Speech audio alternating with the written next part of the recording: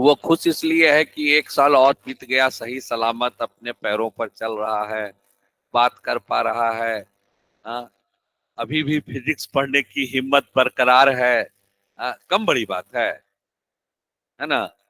मेरे को अभी तक झेल पा रहा है, कम बड़ी बात है, अचीवमेंट है क्या, है ना। हाँ, एकदम सही। सही।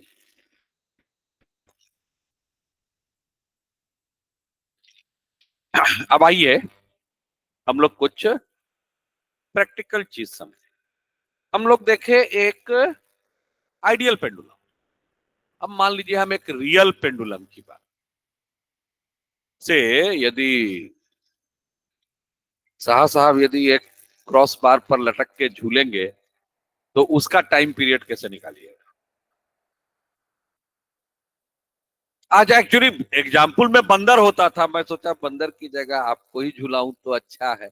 हाँ, सपोज ये एक रियल पेंडुलम की हम बात करते हैं। चलिए छोड़िए, आपको छोड़ देते हैं। एक एक मेटल का रॉड है जो यहाँ ऐसे बंधा हुआ है। इसकी लंबाई L है, इसका मास M है, और इसको हमने से just like this, you can say this, ये भी तो एज ए पेंडुलम झूलेगा। तो यदि इसको एज ए पेंडुलम झुलाया जाए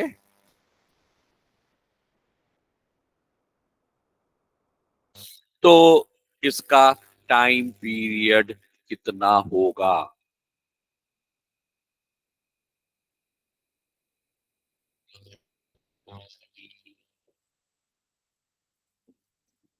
कितना होगा। तो देखिए इसको हम कैसे निकालेंगे। यदि हम फोर्स मेथड की बात करते हैं तो इसको हम मीन पोजीशन से जब थोड़ा डिस्टर्ब करेंगे तो इस पर एक टॉर्क लगेगा, ग्रेविटेशनल फोर्स। वो टॉर्क कहां पर लगेगा, वो फोर्स कहां लगेगा, ग्रेविटेशनल फोर्स इसके सीओएम पर। सीओएम पर, तो सीओएम पर इस पर ऐसे फोर्स लगेगा mg, और ये एंगल यदि थीटा है तो इसका जो टॉर्क होगा परपेंडिकुलर डायरेक्शन में वो कितना होगा, mg साइन थीटा। और इसका जो टॉर्क होगा वो ये लेंथ होगा जिसको हम LCOM बोल सकते हैं, LCO। और ये जगह को यदि मैं O बोलूं, जहां से वो ऑसिलेट हो रहा है, पॉइंट ऑफ ऑसिलेशन, तो इस हालत में what is the torque about O,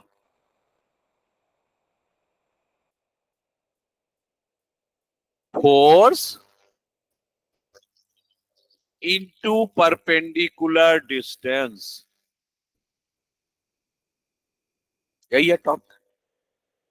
और दिस टॉर्क को यदि मैं लिखूं तो ये टॉर्क कैसा है, clockwise.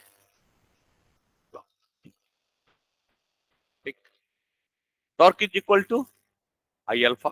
So this will bring an acceleration in this body, and that will be equal to how much?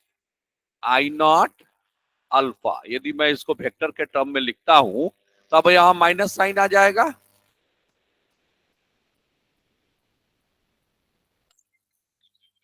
क्योंकि मेरा थीटा जो है वो एंटी क्लॉकवाइज है और अल्फा जो है वो क्लॉकवाइज है।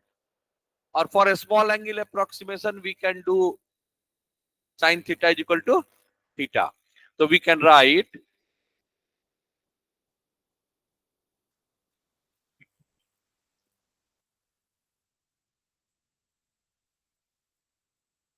तो how much is alpha, minus MgLCOM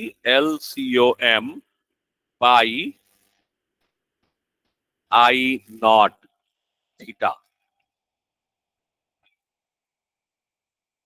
ये पूरा का पूरा क्या है,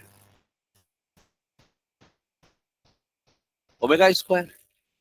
alpha is directly proportional to minus theta, और ये जो कांस्टेंट ऑफ प्रोपोर्शनलिटी है वो क्या है, ओमेगा स्क्वायर। तो omega square is equal to how much?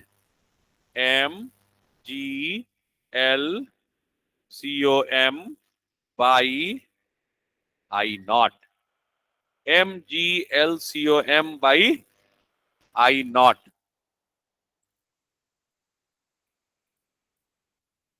ठीक है। तो अब आई नॉट जो है वो डिपेंड करेगा कि कौन सा बॉडी है, कितना दूर है, उसके हिसाब से आई नॉट होगा। इस पर्टिकुलर केस में आई नॉट कितना होगा इंद्रयुद्ध? 33, क्योंकि आप एक एंड पर हो। M L square by 12 plus करना पड़ता, क्योंकि ये रॉड है, यूनिफॉर्म रॉड है, तो इस एंड पर मोमेंट ऑफ इनर्शिया कितना होता है? M L square by 3। तो यहां पर एम एल स्क्वायर बाई 3 लिख दीजिए। यदि ये रॉड की जगह डिस्क होता, एक डिस्क को ऐसे झुला दिया और डिस्क ऐसे झूलता, तो डिस्क का M R square by 2 plus M R square 3/2 M R square होता। ठीक है। तो आई नॉट डिपेंड करता है कि वो बॉडी, समझ गए? तो ये है रियल पेंडुलम।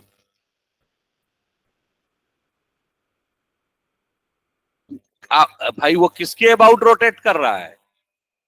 तो भाई जिसके अबाउट रोटेट कर रहा है उसी के अबाउट ना आप मोमेंट ऑफ इनर्शिया लीजिएगा। अब यदि वो सेंटर ऑफ मास के अबाउट रोटेट करता तो उसी का मोमेंट ऑफ इनर्शिया लेते।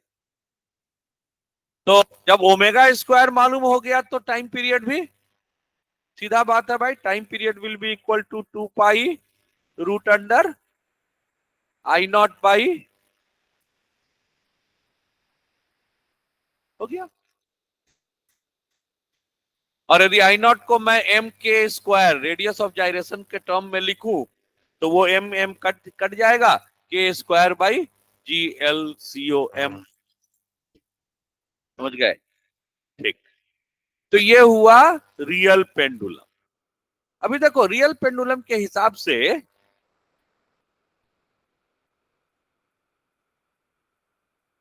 बड़ा एक पॉपुलर क्वेश्चन है। एक रस्सी है, इसमें एक स्फेरिकल शेल है, इसकी लंबाई एल है और इसका रेडियस आर है। इसमें पानी भरा हुआ है।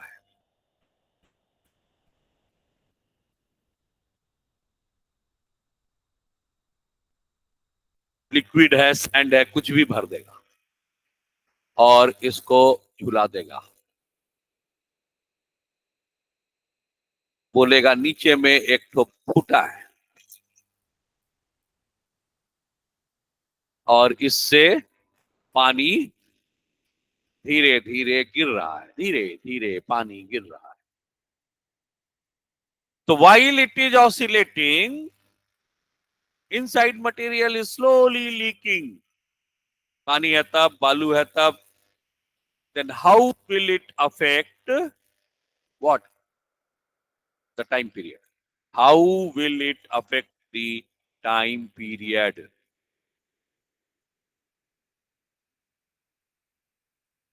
How will it affect the time period?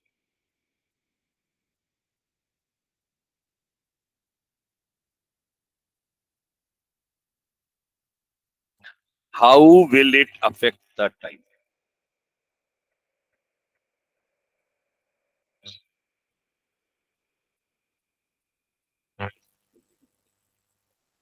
मान लीजिए 4 ऑप्शन आपके पास। घटेगा, बढ़ेगा, पहले घटेगा फिर बढ़ेगा, पहले बढ़ेगा फिर घटेगा।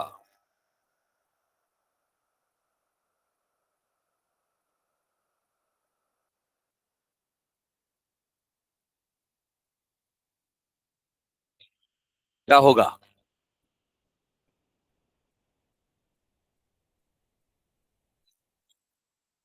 घटेगा। टाइम पीरियड घटेगा। चलिए, किसी ने बोला टाइम पीरियड घटेगा, घटेगा। अच्छा, थोड़ा दिमाग लगाइए।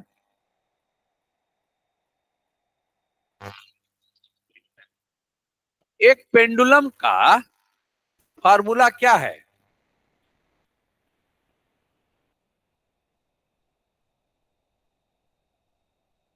What is L? What is L? Length of, really? आप देखिए, ये फार्मूला जब डिराइव हुआ था तो मैं बोला था ये रियल पेंडुलम है। और जब हम रियल पेंडुलम की बात करते हैं तो mass was a point mass. तो यदि मैं इस मास को एक पॉइंट मास मानूंगा तो वो मास कहां पर होगा? सेंटर ऑफ मास पे। यानी कि ये जो एल है, ये एल इफेक्टिव होगा। एल इफेक्टिव मतलब इफेक्टिवली कहां पर सेंटर ऑफ मास है। तो जब शुरू हुआ तो वो सेंटर ऑफ मास कहां पर है? तो इफेक्टिव एल कहां है? सेंटर पर। जैसे जैसे नीचे पानी गिरेगा, सेंटर ऑफ मास किधर शिफ्ट होगा? नीचे। नीचे। तो आर बढ़ते जाएगा। Effective distance of centre of mass from the point of oscillation, तो एल इफेक्टिव क्या हो जाएगा? L plus R effective. ये सेंटर ऑफ मास तो नीचे जाएगा ना। जैसे जैसे पानी उसमें से गिरेगा, किधर जाएगा? नीचे। और जैसे जैसे वो नीचे जाएगा, एल बढ़ेगा। और एल बढ़ेगा तो टाइम पीरियड बढ़ेगा। बढ़ेगा। ठीक। और फिर क्या होगा? जब पूरा पानी खाली हो जाएगा तो सेंटर ऑफ मास कहां आ जाएगा? जहाँ पे होल है। जहां था। खत्म हो जाएगा फिर। जहां जहां था। अच्छा हाँ, खाली हो गया तो सेंटर ऑफ मास तो वहीं आ जाएगा। तो इसका मतलब फिर पुराना वाला टाइम पीरियड आ जाएगा और फिर कांस्टेंट रहेगा। तो पहले बढ़ा फिर घटा। घटा झटके में। घटा झटके में। तो मान लीजिए आपको इधर दिया टाइम और इधर दिया टाइम पीरियड। तो आपको क्या ध्यान रखना होगा? मतलब पहले कहीं यहां से शुरू होगा, उसके बाद ये कहीं ऊपर तक जाएगा और फिर झटके में ऐसा हो जाएगा। ये लीनियर नहीं होगा क्योंकि वो स्क्वायर का रिलेशन है ना। तो समय के साथ अब किस रेट से गिर रहा है वो भी इसमें पिक्चर में आएगा, लेकिन पहले बढ़ेगा, फिर come back to the original value and remain constant. तो पहले बढ़ेगा और फिर घट जाएगा, बैक टू ओरिजिनल। चलिए, ये हुआ एक। अभी इसी पेंडुलम को, ये एक लिफ्ट है। इस लिफ्ट में एक पेंडुलम है और लिफ्ट ऊपर जा रहा है ए एक्सिलरेशन से। किससे जा रहा है ऊपर? ए एक्सिलरेशन से। यदि ये लिफ्ट ऊपर जा रहा है ए एक्सिलरेशन से, तो इसका टाइम पीरियड कितना होगा?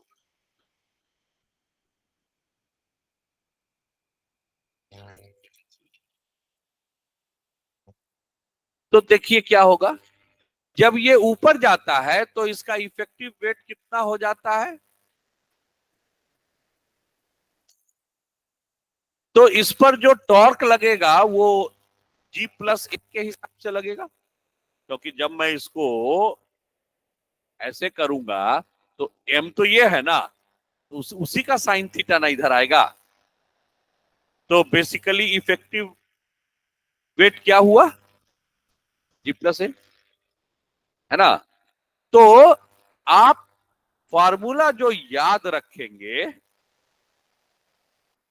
इसमें थोड़ा सा मॉडिफाई कर लीजिए।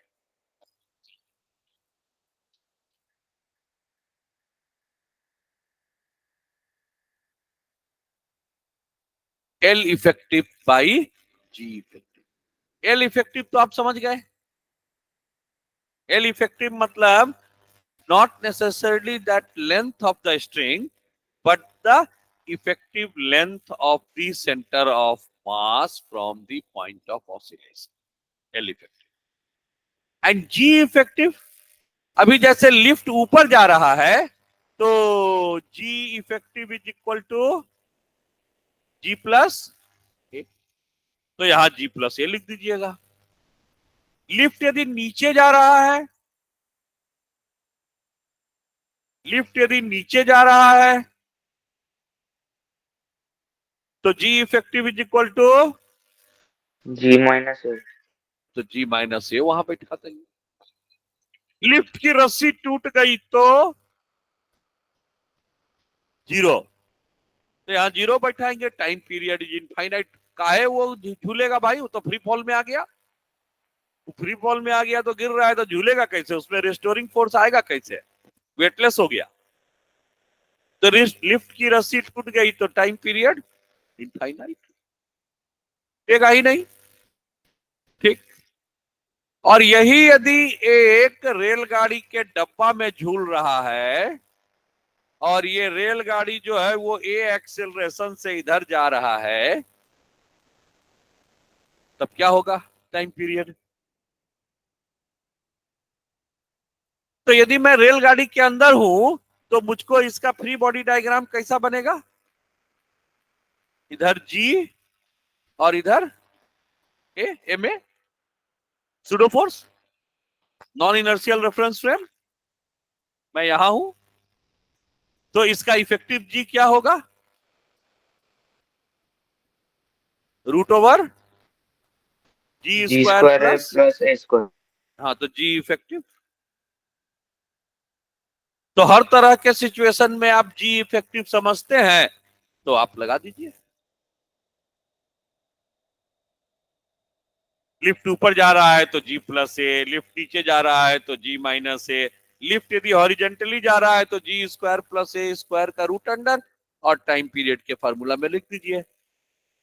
तो आपने क्या समझा, T is equal to 2π√L effective by G। ठीक। अब आइए स्प्रिंग, नोट कर लिया आप लोग इसको। अब आइए स्प्रिंग। स्प्रिंग के केस में ये तो हम लोग देख चुके हैं,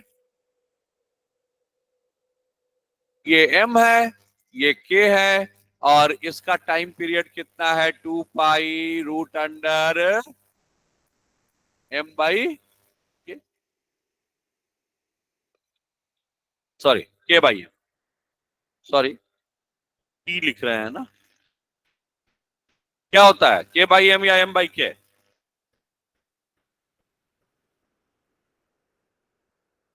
हेलो,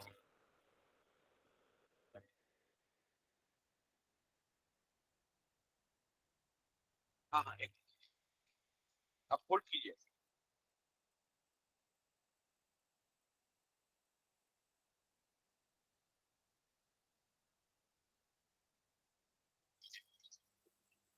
हेलो,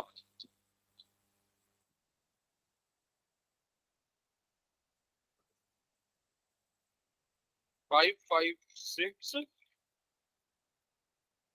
हेलो 556 559।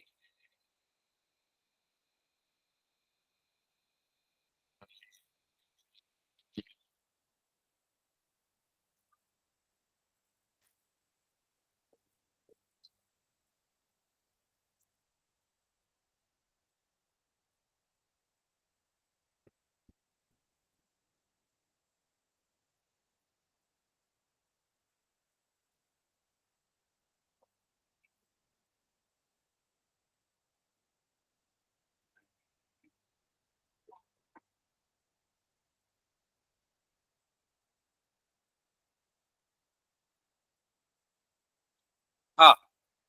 हेलो। हाँ बोलिए। पिछला पिन।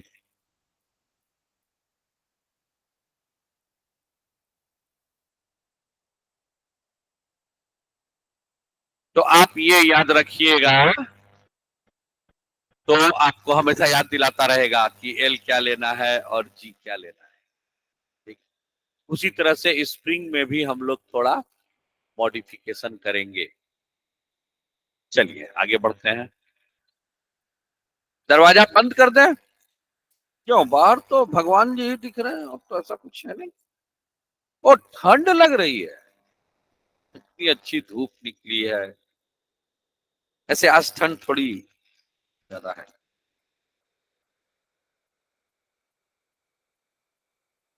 पूरा एकदम ऐसे ऐसे ढक लिया है, इतनी ठंड लगती है। प्लेजेंट बोलते हैं इसको। Weather is pleasant. इसको कोल्ड बोलेगा तब तो फिर जो कनाडा में रहता है -22 डिग्री में, उसको क्या बोलेगा? हाँ। मेरा एक कजन ब्रदर रहता है, हाँ। तो विंटर में सुबह सुबह उठ के क्या काम है बोलो तो? बेलचा मार। ना तो गाड़ी निकलेगा कैसे, ड्राइववे में 1 फीट बराबर। हम हम कहे यार, मैं एक बार सिक्किम गया, 1 घंटा के लिए स्नो में खेला, मन लगा अब चलो भागो यार यहाँ से। पूरा होगा हार्डली -6 7। हाँ। और -22 में। हाँ, है ना। चलिए, अभी देखिए, तो ये क्या होता है, M/K की K/M? पक्का तो? वेरी। अभी मान लो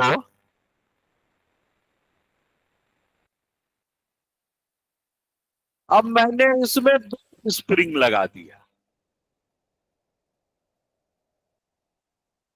अब क्या होगा?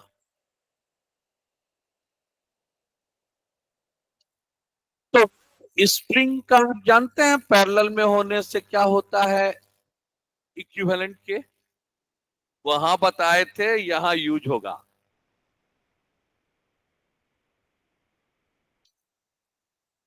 Spring in parallel,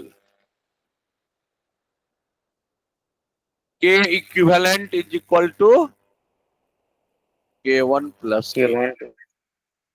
spring in series, K equivalent is equal to,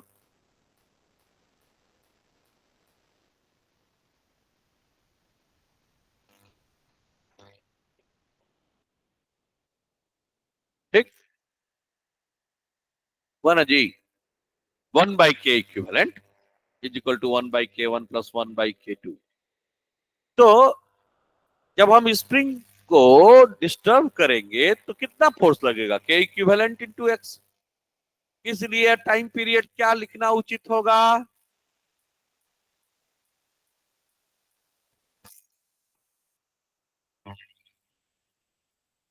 2π√M/K equivalent.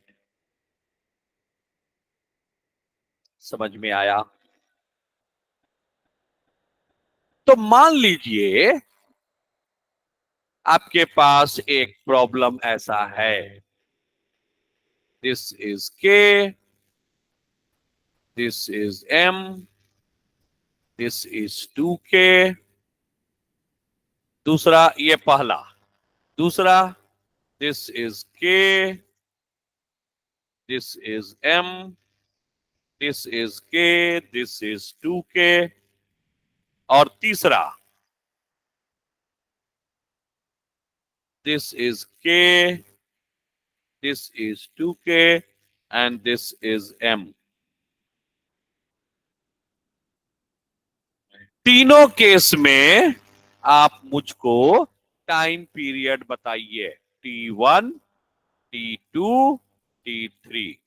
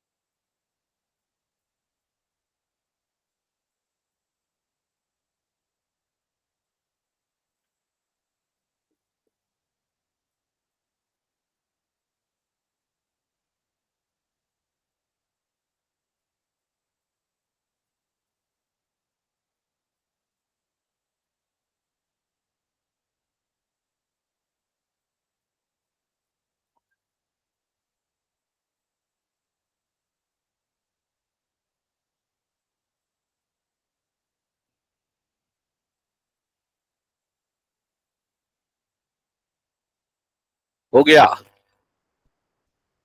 क्या हो गया?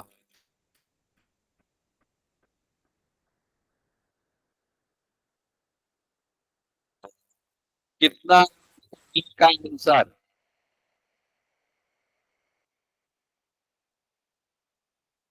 तो पहला वाला जो है वो सीरीज है कि पैरेलल है? कितने लोगों को लगता है पैरेलल और कितने लोग को लगता है सीरीज?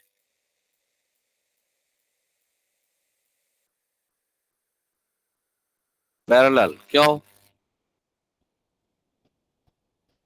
हाँ, एक स्प्रिंग सीरीज है या पैरेलल, इसको पहचानने का तरीका है, यदि सबका चेंज इन लेंथ सेम है तो वो पैरेलल है, अरेंजमेंट चाहे जैसे भी।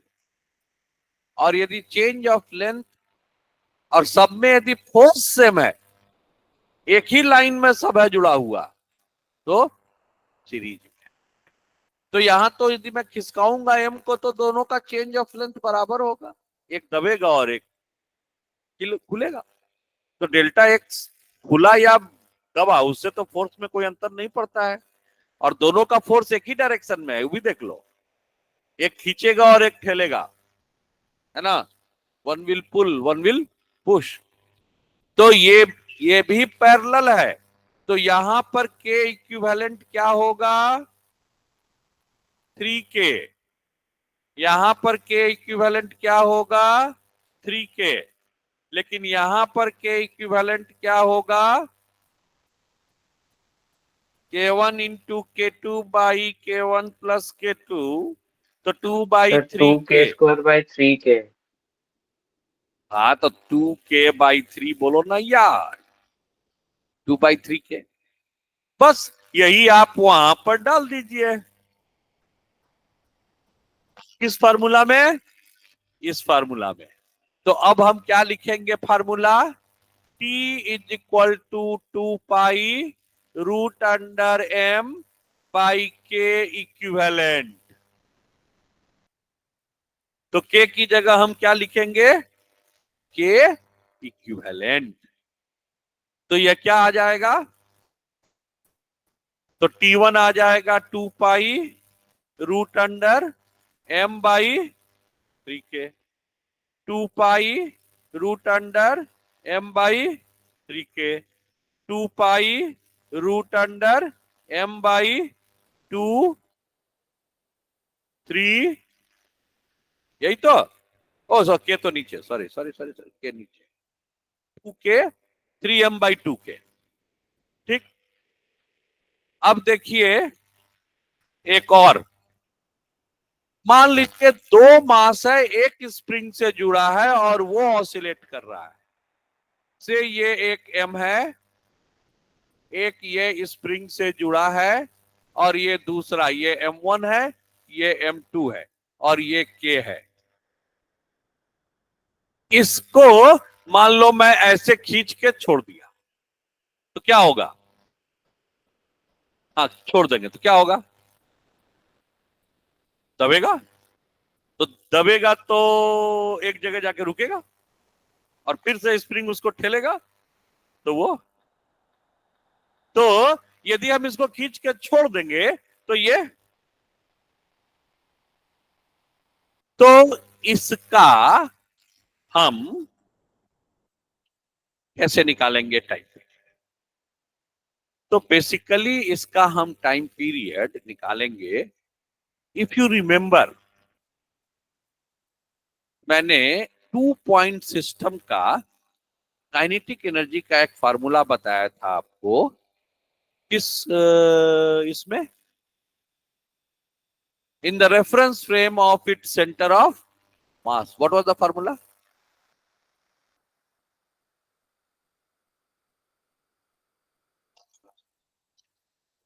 यस, भी रिलेटिव का होल स्क्वायर। ठीक है ना? तो इफ यू रिमेंबर कि काइनेटिक एनर्जी क्या था formula? Kinetic energy of two mass system in the reference frame of its center of mass. कितना था formula? 1/2 mu v relative square. v relative square. v relative क्या है? ये है m1, ये है m2, ये जा रहा है v1 से v2 से, और ये जा रहा है v1 से। तो v रिलेटिव क्या है? v1 माइनस v2 का whole square. v1 minus v2 करो चाहे v2 माइनस v1 करो, स्क्वायर करोगे तो सब बराबर ही हो गया। हम एनर्जी में है। और म्यू को क्या बोलते हैं? तो ये रिलेटिव वेलोसिटी है। म्यू को बोलते हैं reduced mass, and that is equal to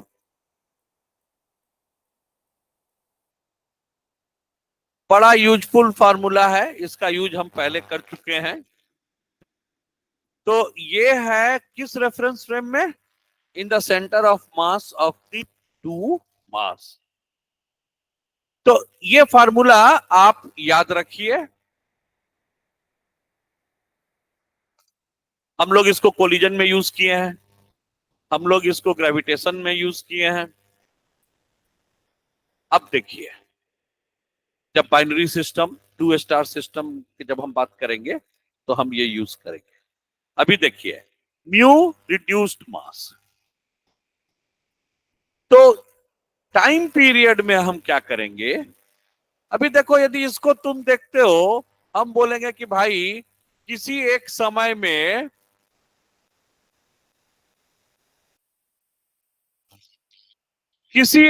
में हम लोग क्या बोले थे? एनर्जी मेथड में क्या बोले थे? किसी एक समय में, जब वो पूरी तरह से दबा हुआ भी नहीं है और पूरी तरह से खुला हुआ भी नहीं है, तो एक समय में मान लो ये इधर जा रहा है v1 से, ये इधर जा रहा है v2 से, ठीक। और इनका जो अभी एक्सपेंशन जो है वो से L माइनस डेल्टा एक्स है, दबा हुआ है अभी, अभी खुल रहा है, खुलने की कोशिश कर रहा है। तो इस हालत में यदि मैं इसके सेंटर ऑफ मास पर बैठकर देखूंगा तो what will be the total energy of the system?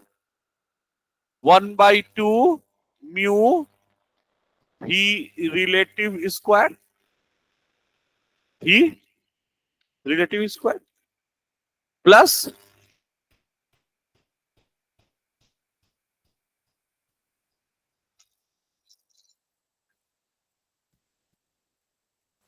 1/2 के डेल्टा एक्स का हो। तो इसको हमने क्या बना दिया? ये जो सिस्टम है इसको बेसिकली हमने क्या बना दिया? ये के और ये म्यू, तो एम बन गया, और के जो है वो के है। और इसी में यदि दो ठो स्प्रिंग लगा देते तो k1 प्लस k2 हो जाता। तो अब तुम्हारा टाइम पीरियड क्या होगा?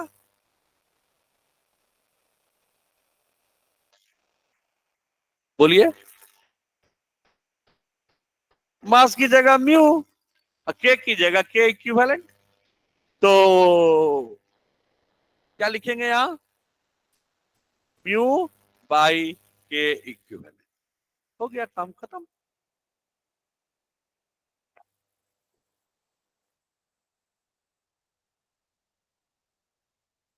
नहीं नहीं, हम चेंज इन लेंथ तो डेल्टा एक्स ही है ना, वो दोनों साइड से हो चाहे एक साइड से हो, क्या अंतर पड़ता है? दोनों साइड से ठीक है, लेकिन net change in length is delta x. Spring तो फोर्स डेल्टा एक्स के हिसाब से लगाएगा ना, ऐसा थोड़े कि उधर लगाएगा x1 के हिसाब से, इधर लगाएगा x2 के हिसाब से, ऐसा तो है नहीं। ठीक। तो आप स्प्रिंग का फार्मूला में क्या मॉडिफिकेशन करोगे? 2 pi root under mu by और रिड्यूस्ड मास बाई के इक्विवेलेंट। यदि सिंगल है तो रिड्यूस्ड मास केवल m होगा। है ना। और डबल मास यदि टू मास सिस्टम है तो रिड्यूस मास लिखेंगे। उसी तरह से एल बाई जी। तो ये दोनों मॉडिफिकेशन आप याद रखो। अब आइए, अभी तक हम लोग हॉरिजेंटल स्प्रिंग की बात कर रहे थे। वर्टिकल स्प्रिंग, मान लीजिए ये आपके पास एक स्प्रिंग है, स्प्रिंग के, इसमें आपका एक मास है एम। क्या है? एम।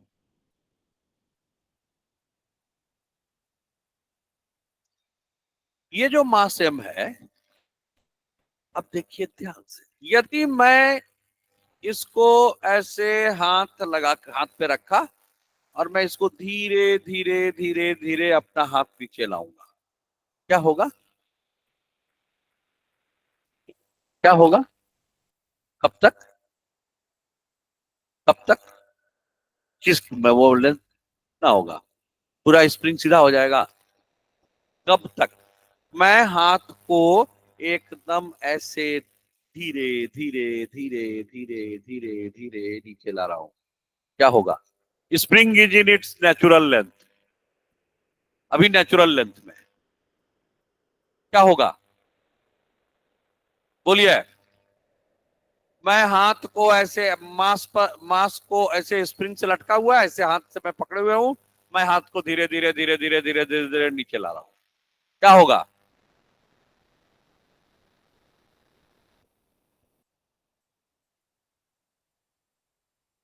स्प्रिंग नीचे आ जाएगा। हाँ, कितना? तो वो तो मास के ऊपर डिपेंड करता है। हाँ, तो वही तो बताइए, सब चीज तो डिपेंडे करता है।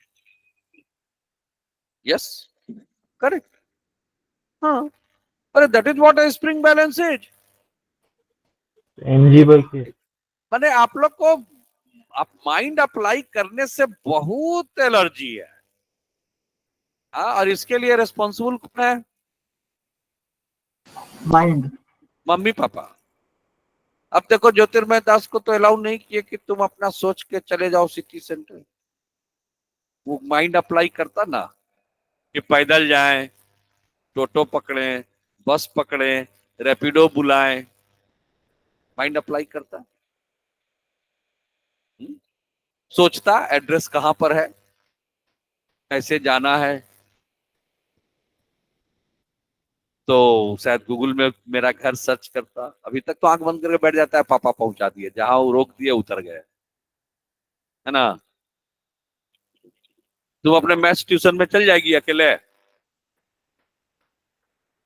हाँ, चलते हुए नहीं, थोड़ा दूर है, but you know how to go, you can navigate somebody and take good।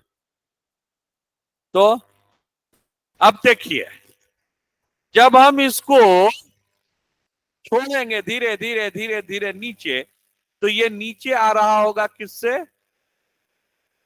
mg से। जब ये इतना आगे चला आएगा,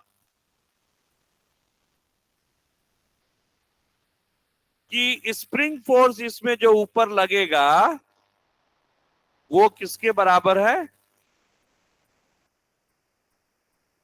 तो स्प्रिंग में एक्सटेंशन होगा के एक्स, और वो जब एम जी को बैलेंस कर देगा, उसके बाद मास रुक जाएगा और मेरा हाथ नीचे। तो स्प्रिंग बैलेंस ऐसे ही ना काम करता है जी। सामान लटकाते हैं, उसका पॉइंटर नीचे आता है, और एक्स, हर एक एक्स पर, अलग अलग एक्स पर मास के हिसाब से नंबर लिखा रहता है, कि 1 kg लटकाएंगे तो एक्स कहां तक आया, 2 kg लटकाएंगे तो कहां आया, 3 kg लटकाएंगे तो कहां आया, वही आप पढ़ते हैं। तो इतना तो दिमाग लगाइए। हाँ, क्लास में बोलना मना है, क्या दिमाग में अटक गया? ये आप लोग, बोलने का काम टीचर का है, मेरा काम सुनना है। नहीं, मेरे क्लास में थोड़ा बोलिए तो आप समझ गए, बहुत बढ़िया। यदि मैं हाथ को अचानक खींच लूं तो क्या होगा? मैं धीरे धीरे धीरे धीरे धीरे धीरे नीचे नहीं लाया हाथ, मैं फट से हाथ खींच लिया। अब क्या होगा?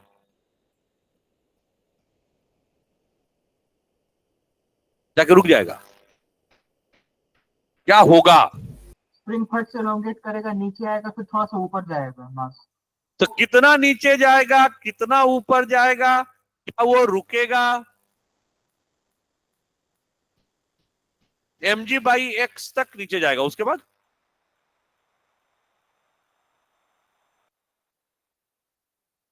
वो mg/x तक नीचे जाएगा और उसके बाद ऊपर जाएगा। अच्छा, रिस्टोरिंग फोर्स mg/x पर तो कोई रिस्टोरिंग फोर्स है नहीं। कैसे? mg/x पर तो नेट फोर्स 0 है, तो कैसे ऊपर जाएगा? आके रुक जाना चाहिए। सोचिए क्या होगा।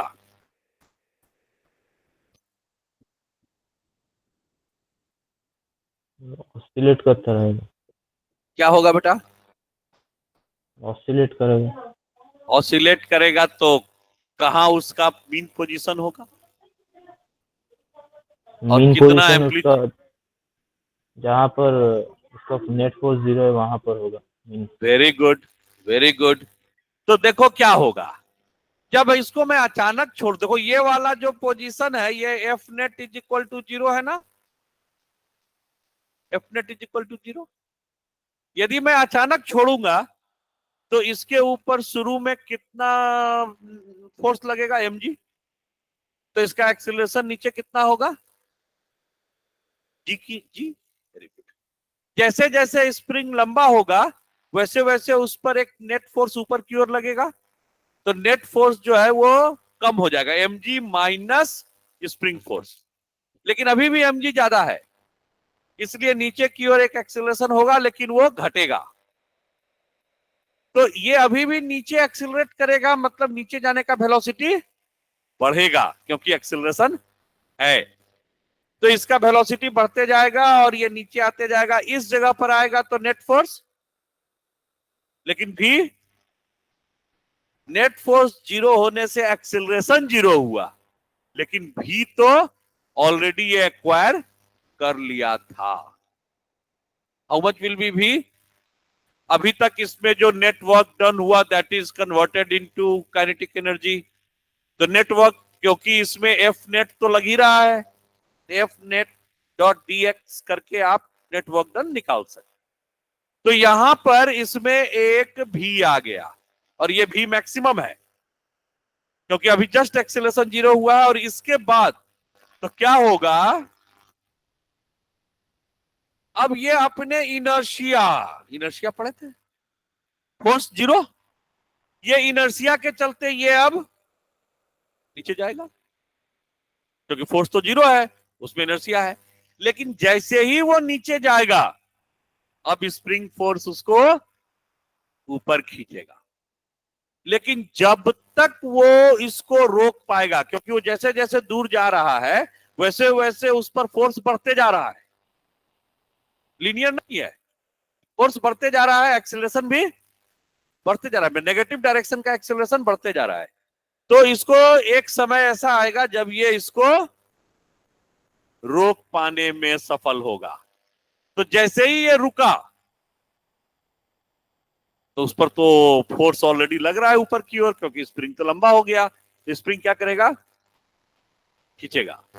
अब जब स्प्रिंग इसको खींचेगा तो फिर ये यहां पहुंचेगा, तो यहां पर पहुंच के फोर्स 0 हुआ, लेकिन फिर से उसमें मोमेंटम है, तो अब ये भी मैक्स इधर है, तो ये फिर ओवरशूट करके ऊपर जाएगा। और जब ये ऊपर जाएगा तो फिर स्प्रिंग दबना शुरू होगा और उसको रोकने की कोशिश करेगा। तो दबते दबते दबते एक ऐसी जगह आएगा जब स्प्रिंग उसको रोक देगा, लेकिन रोकते रोकते स्प्रिंग दब जाएगा, तो फिर स्प्रिंग उसको ठेलेगा, तो फिर वो नीचे जाएगा। तो वो बेसिकली ऊपर नीचे ऑसिलेट करेगा। इसके ऑसिलेशन का मीन पोजीशन क्या होगा, ये लाइन, क्योंकि यहीं पर एफ नेट 0 है। इसके नीचे जाने से रिस्टोरिंग फोर्स डेवलप हो रहा है, उसके ऊपर जाने से भी नेट रिस्टोरिंग फोर्स डेवलप हो रहा है। नीचे में स्प्रिंग खींच रहा है, ऊपर जाने से स्प्रिंग ठेल रहा है। तो ये है इसका mean position. What will be it's amplitude? आप निकाल सकते हो ये एम्पलीट्यूड कितना होगा से। यहां पर तो ये आके रुक गया, इस जगह पर तो ये नेचुरल लेंथ था, तो पोटेंशियल एनर्जी 0, और इसका कोई स्पीड नहीं था तो काइनेटिक एनर्जी 0। तो ये जितना दूर गिरा तो ये पोटेंशियल एनर्जी लूज किया। तो मान लीजिए ये h हाइट गिरा, तो कितना पोटेंशियल एनर्जी लूज किया, और ये पोटेंशियल एनर्जी कहां गया? कहां? वो तो रुका हुआ है एक्सट्रीम पोजीशन पर, स्प्रिंग में गया। एंड स्प्रिंग में कितना गया?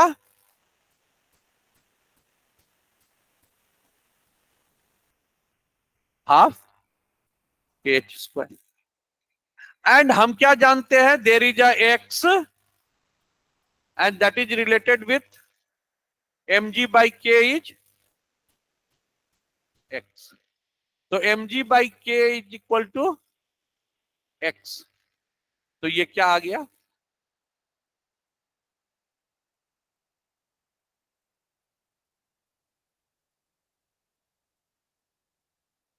ये यहां नहीं रहा, यहां आ गया, h और h कट गया, और mg by k क्या है?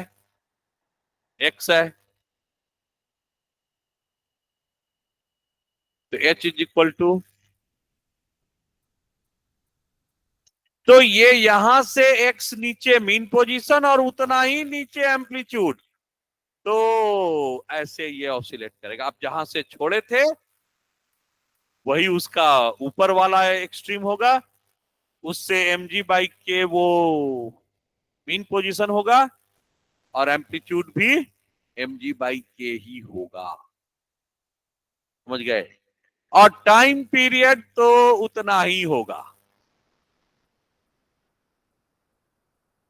रूट अंडर m बाई के।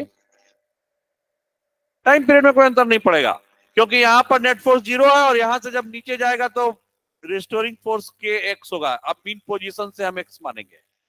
x कहां से नापेंगे? मीन पोजीशन से। समझ गए? तो amplitude will be mg by K, mean position will be mg by K नीचे जहां से हम छोड़ेंगे वहां से, और टाइम पीरियड उतना ही होगा। ठीक है? तो ये है वर्टिकल स्प्रिंग की कहानी।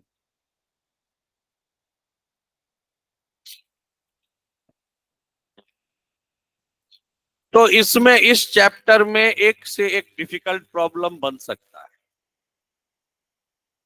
बट मोर और लेस अभी तक हम लोग जितना डिस्कस किए हैं, इससे आपका स्कूल, जेई मेंस और नीट सब हो जाना चाहिए। हो जाएगा तो बोलना मुश्किल है,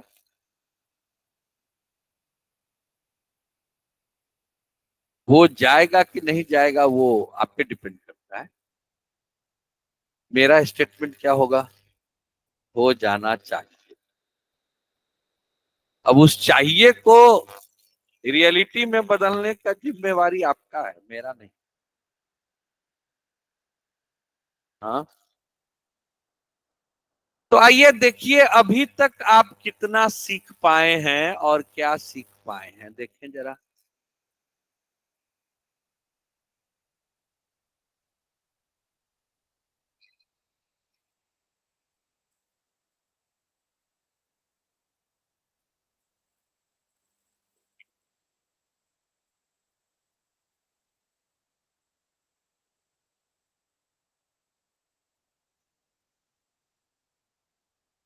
अरे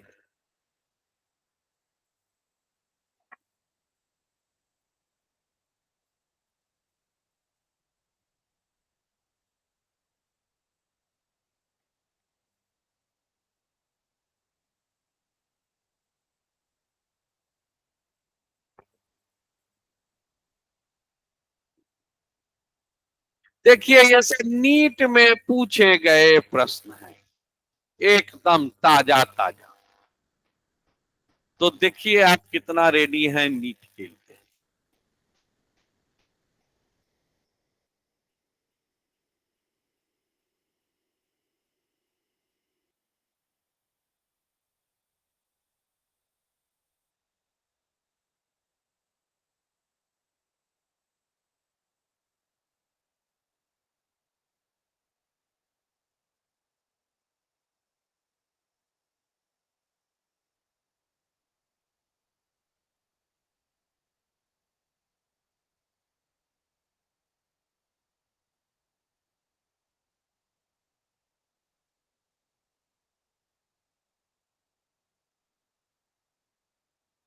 ना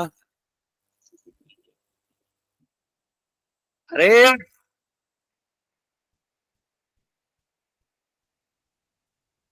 किसके किसके बीच में पूछा है, तो पर डिफरेंशिएट करेगा, साइन कॉस हुआ और फिर कॉस को डिफरेंशिएट करेगा तो माइनस, तो कितना होगा अंतर?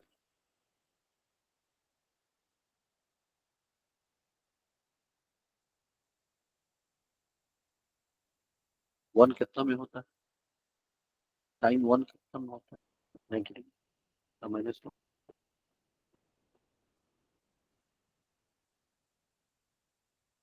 टू सेवेंटी, कितना कितना कितना हुआ डिफरेंस, टू फाइव। अरे सब चीज बोलना पड़ता है, जैसे मम्मी बोलती है शर्ट पहना, हाँ स्वेटर पहना, मफलर पहना, जूता यहाँ है पहन लो, यही ना जब मम्मी बोलती है घर में, यहाँ टीचर बोलेगा तो क्या आंसर समझ गया तो। हाँ अरे ये सब मतलब कितना सेकंड का क्वेश्चन है, ये सब 2 सेकंड का क्वेश्चन है। हाँ जी पहला का आंसर क्या होगा,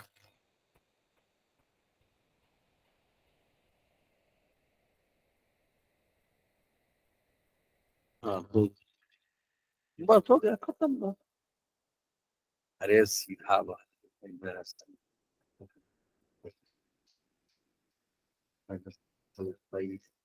तो फिर इसमें सोचना क्या है,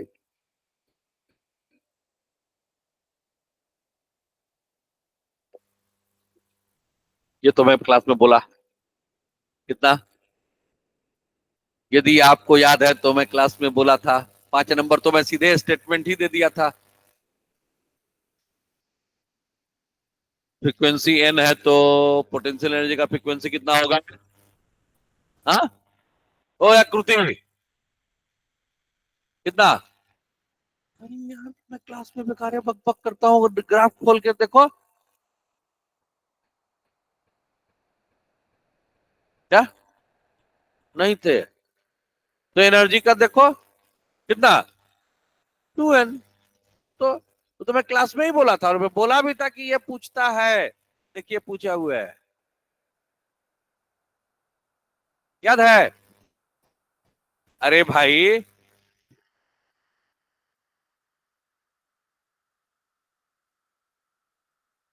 दूसरे वाले में याद है, ये था डिस्प्लेस वेलोसिटी का कर्व, स्क्वायर कर दिए तो,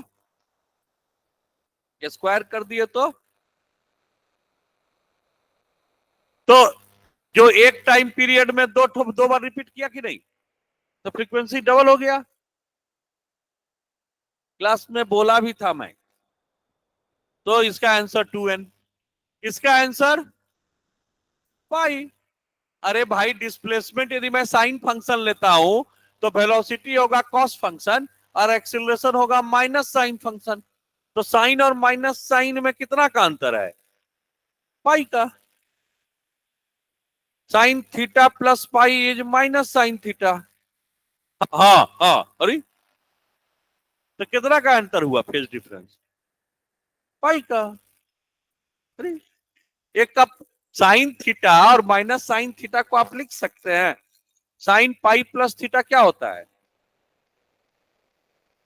माइनस साइन थीटा, तो वही तो आया यार यहाँ पर। तुम लोग मैथ्स पढ़ता काहे के लिए है? इतना मैथ्स तो जानना ही पड़ेगा फिजिक्स पढ़ने के लिए।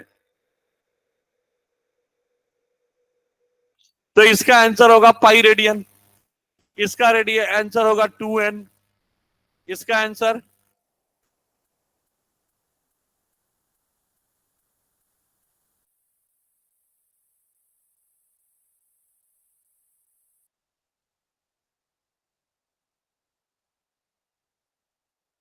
अरे यार इससे कोई मतलब नहीं।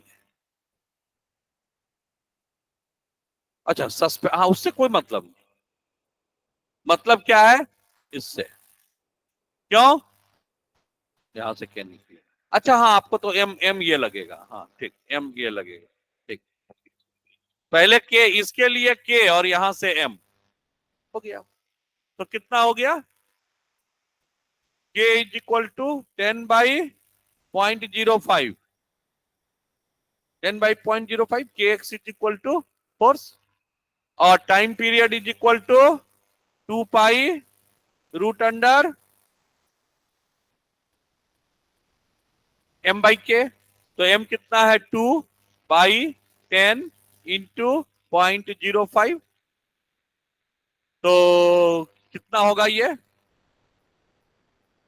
अरे इसको नीचे 100 से मल्टीप्लाई कर दो और इसको काट दो, तो 2 पाई/10, 2 पाई/10।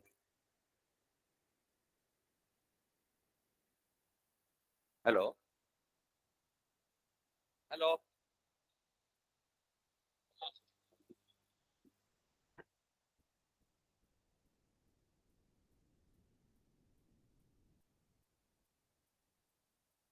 नहीं, कोई जरूरी नंबर नोट करके रख लो, करना होगा तो करा लेंगे।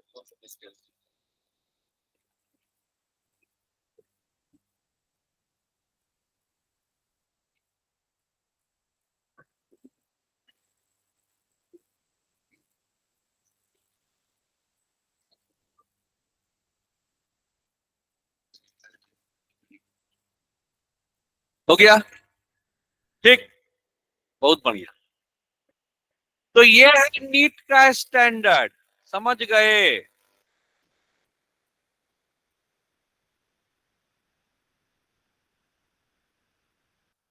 कौन कौन है नीट वाला? नीट वाला, हाँ।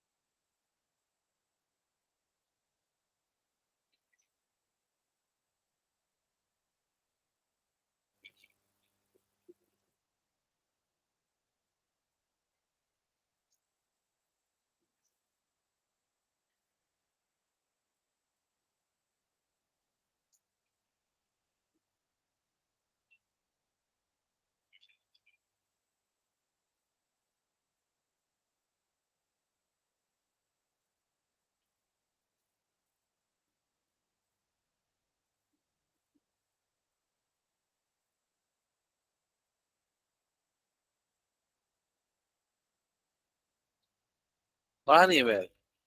The XT graph of a particle performing simple harmonic motion is shown in the figure. The acceleration of the particle as t is equal to 2 second is, ये XT ग्राफ है ना? हाँ, तो XT graph से आप equation लिख लो।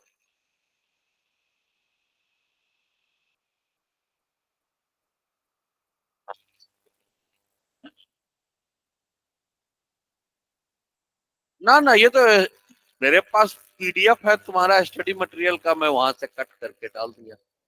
बैठ के एक एक प्रॉब्लम में बनाऊंगा तो हो गया। मेरे को कौन कंपटीशन देना है जो बैठ के मैं बनाऊं। हाँ, तो ये एक्स, आप यहां से एक्स टी लिख दीजिए, नहीं तो एक्सिलरेशन और भी आसान है निकालना। एक्सिलरेशन क्या पूछा है, acceleration of the particle as t is equal to 2। वहां पर एक्सिलरेशन मैक्सिमम होगा कि मिनिमम होगा, मैक्सिमम होगा। तो मैक्सिमम एक्सिलरेशन कितना होता है, A omega square, A omega square. ओ प्लस माइनस भी दिया है, और एक्सिलरेशन माइनस में होगा क्योंकि वो मीन पोजीशन की ओर जा रहा होगा, तो माइनस साइन वाला। और ए ओमेगा स्क्वायर, ए कितना है 1, और ओमेगा कितना है 2 पाई/8, जो टाइम पीरियड 8 है, तो ओमेगा है 2 पाई/8, और ओमेगा स्क्वायर हो जाएगा 4 पाई स्क्वायर/64, और ए है 1। तो आपसे पूछा है एक्सिलरेशन कितना होगा, ए ओमेगा स्क्वायर।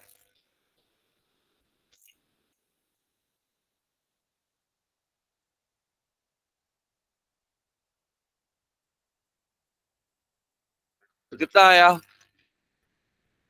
-पाई/60। समझ में आया। और नहीं तो आप चुपचाप क्या कीजिए, इक्वेशन लिख दीजिए।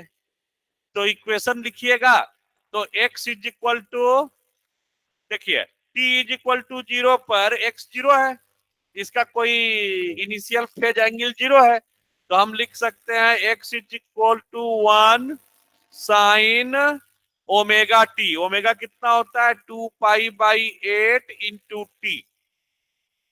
हो गया। तो वेलोसिटी कितना होगा 2 पाई/8 कॉस 2 पाई/8 टी। और एक्सेलरेशन कितना होगा -2 पाई/8 का square into sine 2 pi into T. T is equal to how much 2। तो ये 2 और 2 तो ये कट गया, sine pi is equal to how much, sine pi तो 0 होता है।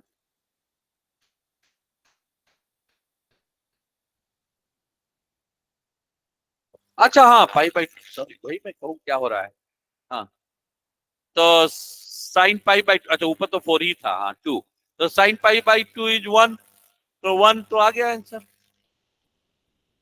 तो या तो ऐसे, नहीं तो देख के ही समझ लीजिए कि इसमें एक्सिलरेशन जो है वो मिनिमम, ये मैक्सिमम एक्सिलरेशन है इस जगह पर, और ये डायरेक्टेड डाउनवर्ड है, तो माइनस साइन होगा और ए ओमेगा स्क्वायर होगा, खत्म।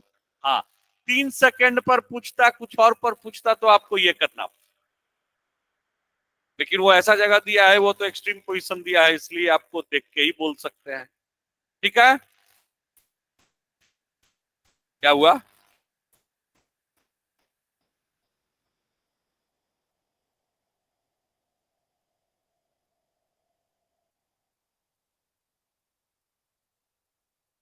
किसी को गरम किसी को ठंडा। हाँ तो मेरे को 3-4 करोड़ का क्लासरूम बनाना पड़ेगा। हर एक आदमी का अलग अलग टेम्परेचर जोन होगा।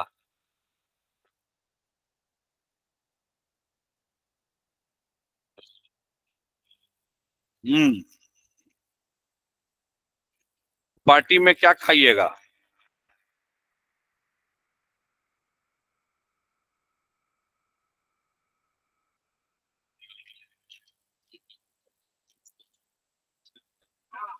सबसे बड़ा इतना बड़ा एक कढ़ाई है।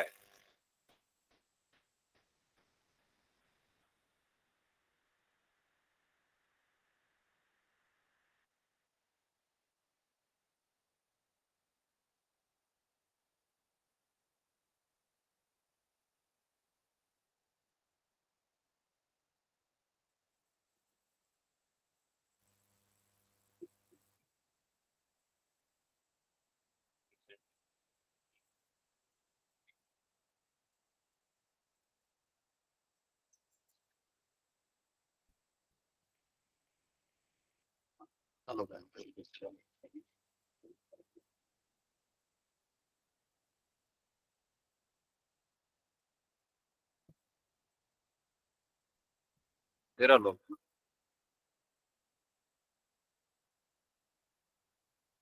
भूख तो सबको लगी गई होगी।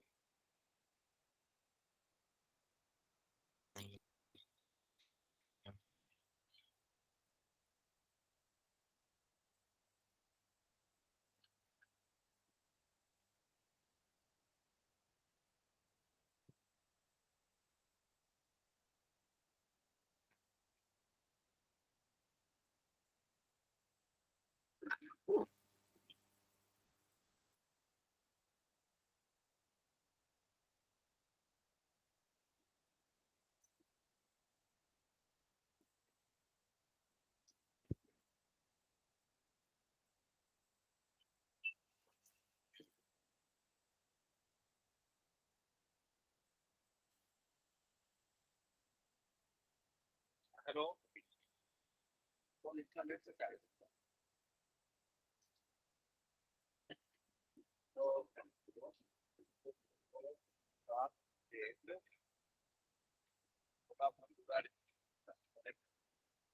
जैसे ही बच्चा लोग जाएगा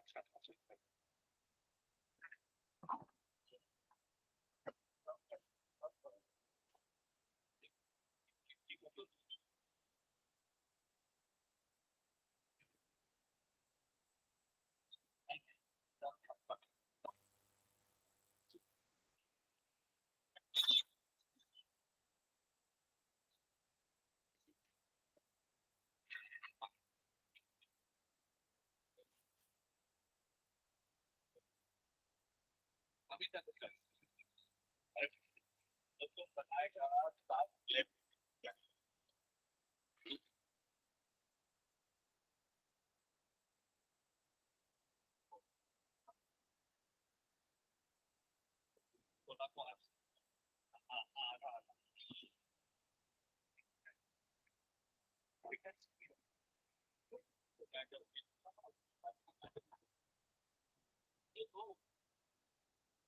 बोल के रखो कि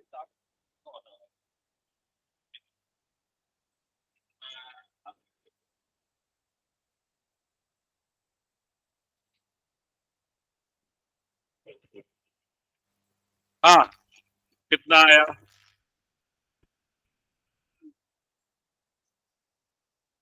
ठीक, एक एक भटूरा और एक एक ड्रिंक।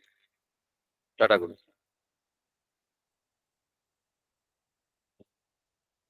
कोई ऐसा है जो भटूरा नहीं खाएगा?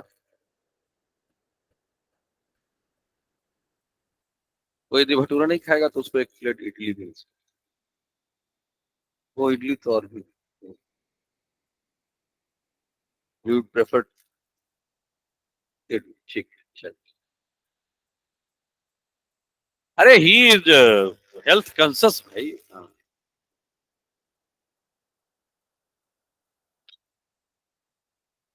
वो ऐसे देख रहा है, मतलब कितना बड़ा पाप कर रहा है ये, मतलब इडली का। पर कौन इतना हेल्थ कॉन्शियस है?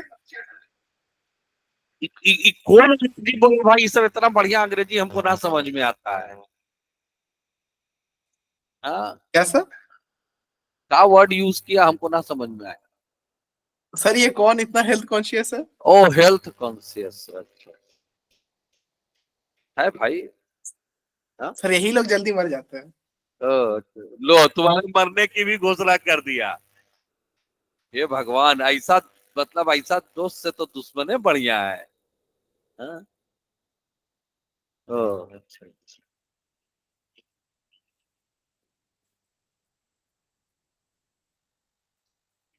आज कौन सा नाम से घुसा है?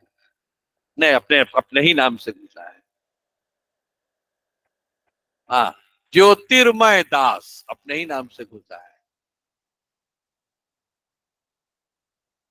लेकिन फोटो में पता नहीं क्या लगाया है।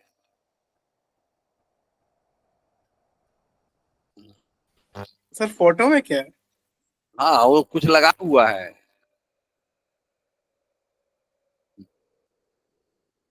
लिखा हुआ है साइलेंट किलर। ठीक। ओ चलिए कितना, तो जेई मेंस और नीट के प्रॉब्लम में कुछ अंतर दिख रहा है? हाँ, बहुत सारा। A body is performing SHM of amplitude A and time period T. If the position where its speed becomes half of maximum is इतना, then find the value of x. क्या है भाई? डायरेक्ट फार्मूला है, direct formula है। v is equal to omega root under A square minus X square. तो क्या बोलता है? If the position where its speed becomes half of the maximum is this, then find the value of X. तो A omega by 2, very good, is equal to A square minus X A square by 4। ठीक है, तो A square से minus X square करेंगे तो कितना आएगा? अरे भाई, ए तो इतना है ना, और वो क्या बोला? Where the speed becomes half is.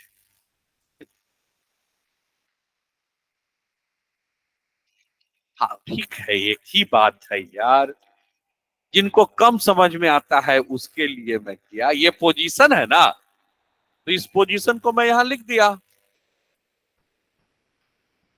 तो ये क्या आ गया? ए स्क्वायर को बाहर निकाल लिए, तो A root under 1 minus X by 4।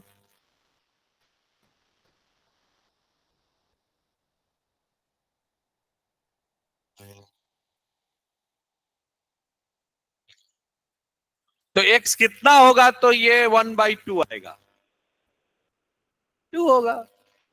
1 - 1 by, नहीं, हाँ 1/1 माइनस 4, 1 - 1 बाई, नहीं 1/4 नहीं, हमको करना होगा इसको 3, 4 - 3, हाँ 1 - 3/4 द रूट अंडर 1/2।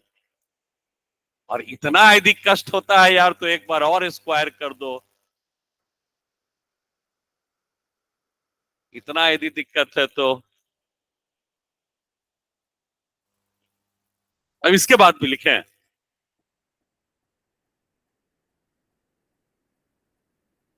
तो हो गया आंसर। तो ये भी कोई डिफिकल्ट नहीं है यदि फार्मूला याद है तो। डायरेक्ट फार्मूला बेस्ड प्रॉब्लम, आपको पहचानना पड़ेगा कि प्रॉब्लम में क्या दिया हुआ है और कौन सा फार्मूला लगाना है। हाँ हाँ हाँ, आप एकदम सही बोले सर जी, अदरवाइज सभी आंसर गलत हो जाए। वो एक्स का वैल्यू है, आप नहीं दे पाएंगे। उनका कहना है कि ये क्वेश्चन गलत क्लियर हो जाएगा यदि यहाँ पर एआई से नहीं लिखा हुआ है।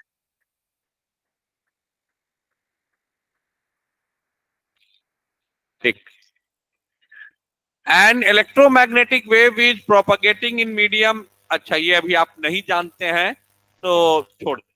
ठीक है, एक्चुअली आप क्लास 12 जब पास कर लीजिएगा तब आपको ये मालूम है।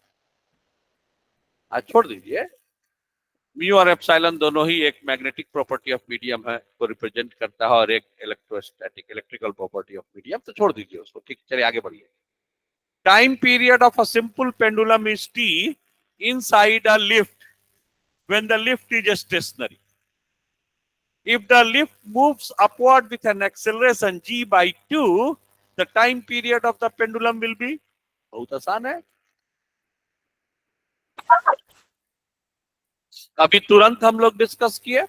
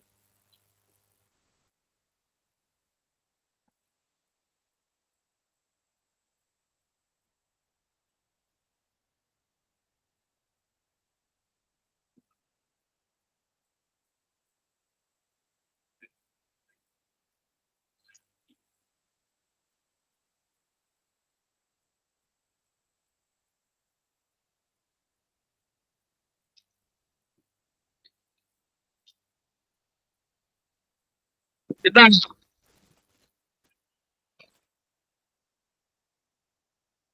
सबका आया ना? नहीं आया। देखिए क्या बोलता है, टाइम 4 है क्या? Period of time period of a simple pendulum is T. जब तो T is equal to 2 pi root under L by G, जब रुका हुआ है। जब लिफ्ट जो है वो क्या हुआ,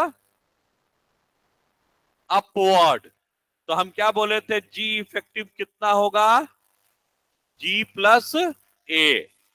तो जी कितना है, जी ए कितना है, जी बाई 2, तो 3/2 जी हो गया। तो अब इक्वेशन क्या होगा, t dash is equal to 2 pi root under L by 3 g into 2।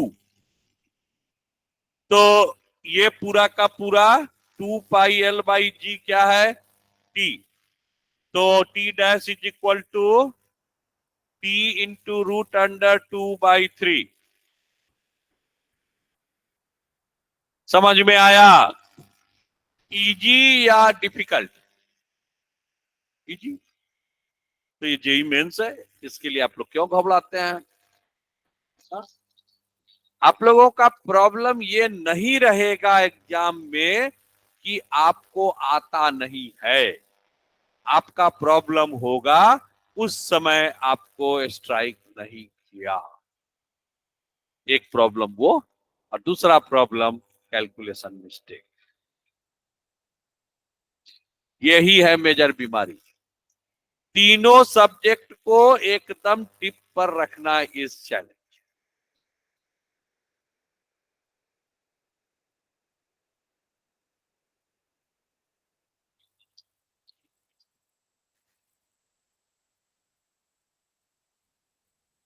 Yellow coordinate থাকে না মাথাতে?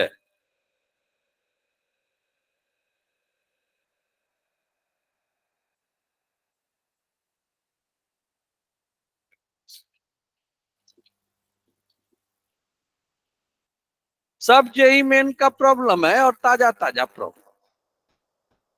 ताजा वाला ही देखिएगा, पुराना वाला सब जो है ना वो आपको नर्वस कर देगा। हाँ हाँ, और पीछे चल जाएगा तो और नर्वस हो जाएगा।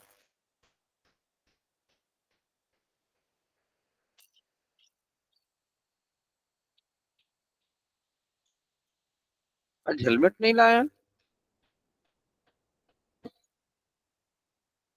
हमको लगा खुद चला के आए।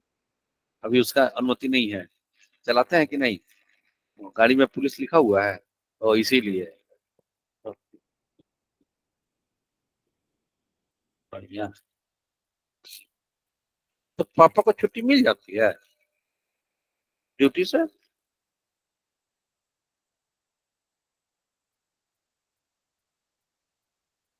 पुलिस वाले को भी छुट्टी मिलती है? Very good. पुलिस वाले का तो ड्यूटी हमेशा ही रहता है।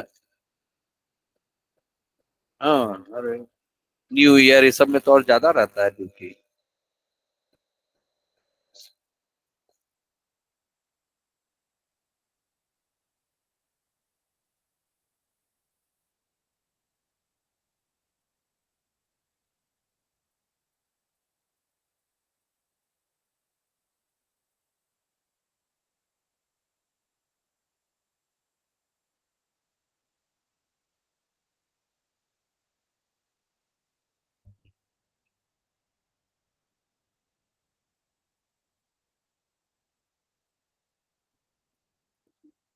अभी तुरंत फार्मूला लिखाए थे।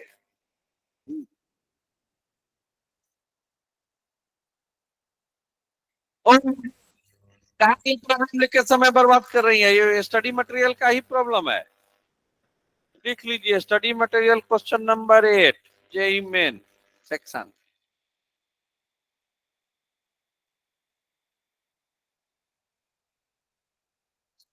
फिर क्वेश्चन लिख रहा है, स्टडी मटेरियल है तेरे पास? तो अरे यार, मैं अभी ये जान ले, अभी मैं क्लास में जितना प्रॉब्लम कराऊंगा सब स्टडी मटेरियल से ही कराऊंगा। यदि आप लेके आते हैं अच्छी बात है, नहीं लेके आते हैं नंबर नोट कर लीजिए। फालतू का क्वेश्चन नोट करने में टाइम क्यों बर्बाद करना, सीधे अटेम्प्ट कीजिए। किसका? आप लिखिए, आप बाकी लोग को भी बोलने दीजिए, फिर मैं बना दूंगा।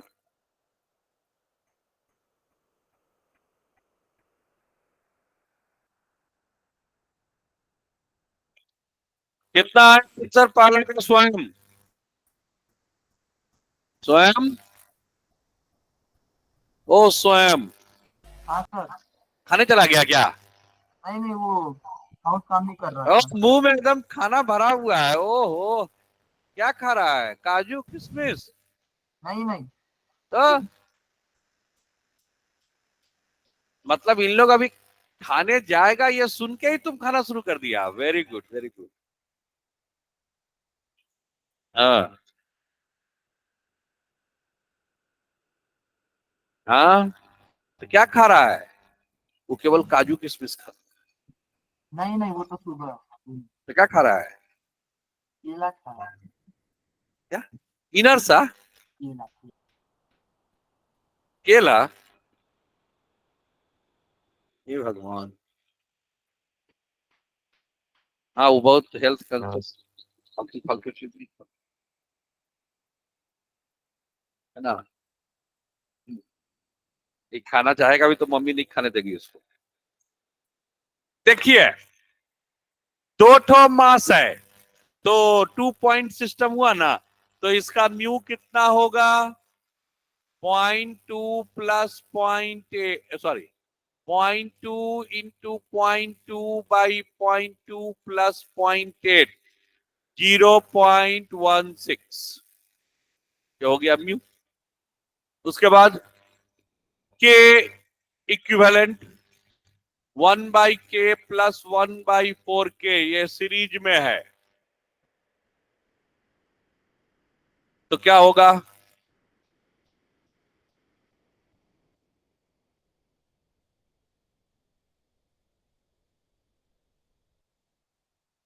फोर बाई फाइव के।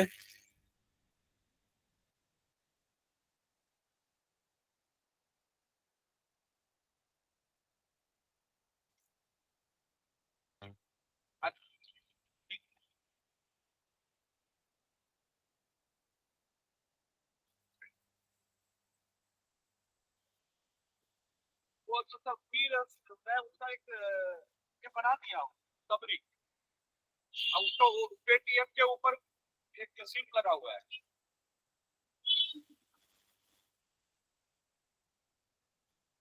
हाँ हाँ हाँ, मैं वही किया हूँ सब, जो आप बोल रहे हैं देखिएगा, राइट किया हूँ।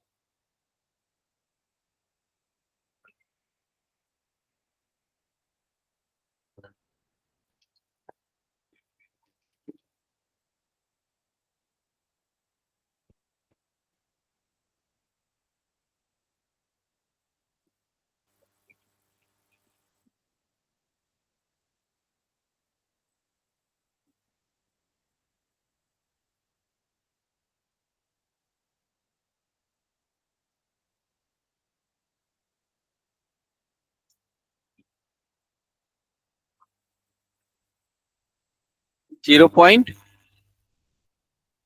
तो के कितना है? के बाई फाइव, 4/5 के आएगा ना। तो के कितना है? 20, तो ये कितना हो गया? 16। तो T is equal to angular frequency बोला है, तो एंगुलर फ्रीक्वेंसी होता है 2πf, दैट इज ओमेगा। तो हमको क्या करना है? रूट अंडर ओमेगा क्या होता है? Root under k/m, k/m omega.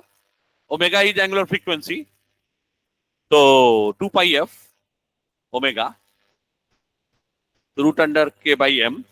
तो ये हो जाएगा, रूट के की जगह पर लिखेंगे के इक्विवेलेंट, और m की जगह पर लिखेंगे 0.16, तो ये हो गया 100 का, हो गया answer 10।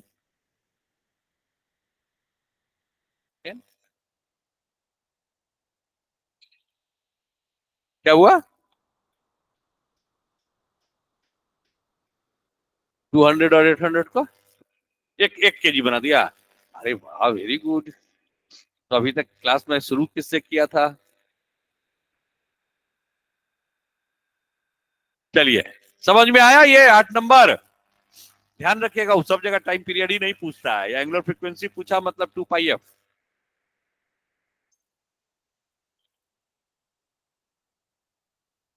A particle executes simple harmonic motion represented by displacement function as xt is equal to a sine omega t plus phi. If the position and velocity of the t is equal to 0 second and are 2 centimeter and 2 omega respectively,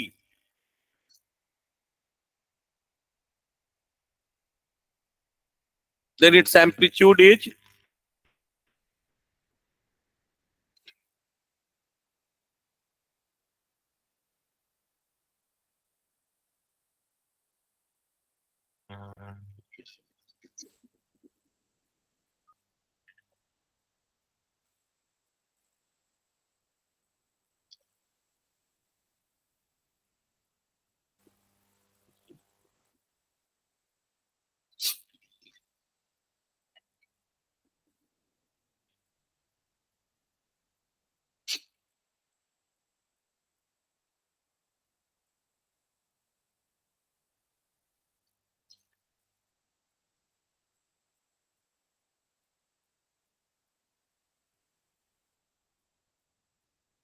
कैसे बनेगा? ऐसा problem हम लोग कल बनाए थे एक। आपको क्या दिया हुआ है? t इज इक्वल टू 0 पर 2 सेंटीमीटर दिया है पोजीशन, यानी कि 2 is equal to a sine pi, and velocity is 2 omega is equal to a omega cos phi. T को 0 बैठाना है, तो यदि मैं इसको डिवाइड कर दूं, सॉरी, हाँ, हमको निकालना क्या है? ए। तो 1/ओमेगा, अच्छा ओमेगा ओमेगा तो कट ही गया, तो 1 इज इक्वल टू 10 पाई, तो phi is equal to 45 degree. तो यहां पर 45 डिग्री बैठा दीजिए। तो 2 इज इक्वल टू ए 1/√2, तो ए इज इक्वल टू 2√2। तो आंसर होगा यहां पर 2। समझ में आया? तो आप लोग सर थोड़ी मेहनत, हाँ बोलिए। हम ये आंसर तुक्का में निकाले थे, हम बता रहे हाँ कैसे। बहुत अच्छा, एकदम मार सकते हैं तुक्का, कोई दिक्कत नहीं है। As long as tukka is fetching you result, you keep borrowing the tukka. Sir वो किए क्या थे ना, वो एक्स का वैल्यू 2 डाल दिए, हाँ ठीक है। 2/√2। हाँ उसको तुक्का मत बोलिए, उसको बोलिए इंटेलिजेंट एप्लीकेशन। हाँ लास्ट में मेरा एक्स साइन फाई बता ना, हाँ तो ठीक रूट है। टू। नहीं नहीं नहीं नहीं नहीं, देखिए, don't try to explain the तुक्का, बिकॉज तुक्का इज वेरी पर्सनल। आपका तुक्का किसी और को नहीं समझ में आएगा। अरे ठीक है, तुक्का इज ऑलवेज पर्सनल, है ना। अब मैं किस चीज को कैसे याद रखता हूं, वो जरूरी है दूसरे को भी वही अच्छा लगे? नहीं लग सकता है ना जी। अब ये राम हनुमान के नाम पर कुछ याद किए हैं, अब किसी को हो सकता है राम में भक्ति नहीं है, तो उसको नहीं समझ में आएगा, है कि नहीं? निमोनिक्स तो आप अपना भी बना सकते हैं। ठीक, गुड, ठीक है।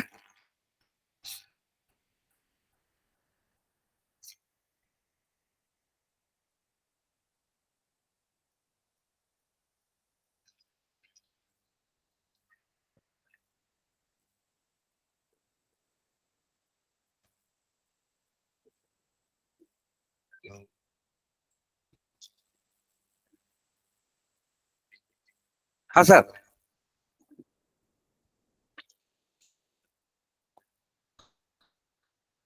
एडवांस टू नवो किसका एडवांस सर?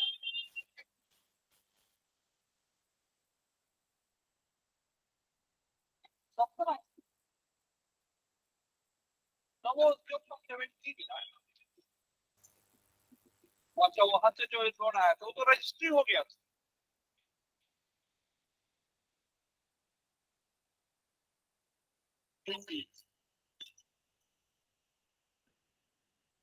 अच्छा ठीक है ठीक है ठीक है, मैं उसको आपको दे देता हूँ उसका रजिस्ट्री का। ठीक।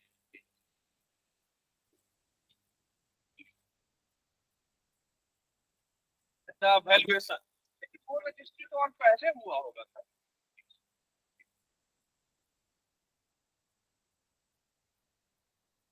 हाँ हाँ हाँ हाँ है।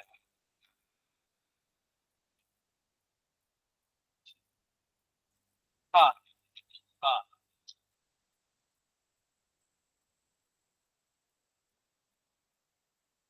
ठीक है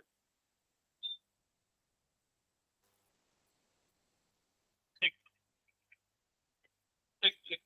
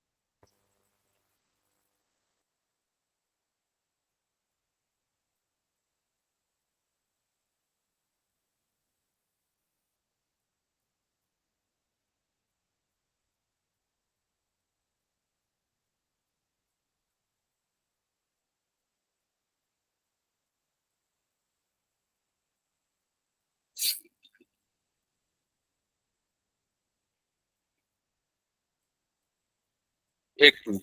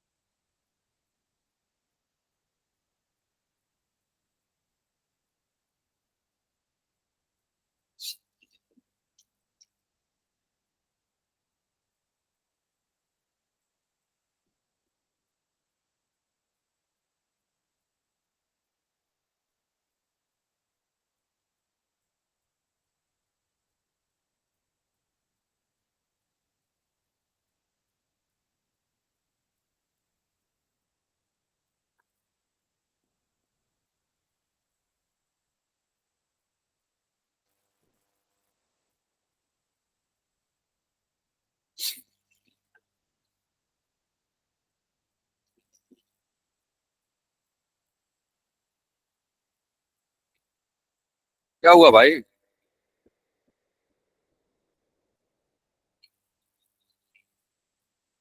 वो तो वो तो तुम समझो हाथी चले बाजार कुत्ता भूखे हजार क्या।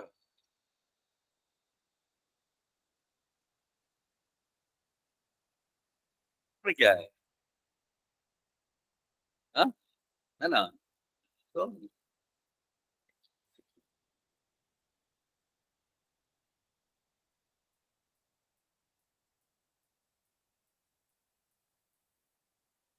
ठीक ठीक है, तो इस दोनों को बना के आप लोग नीचे आ जाइएगा, मैं और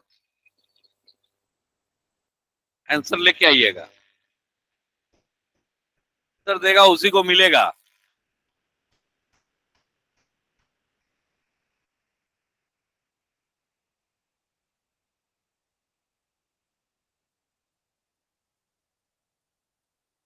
हाँ, तो आंसर पाएंगे, गड़बड़ है। हाँ, क्या हुआ? किस, किससे बात करना है?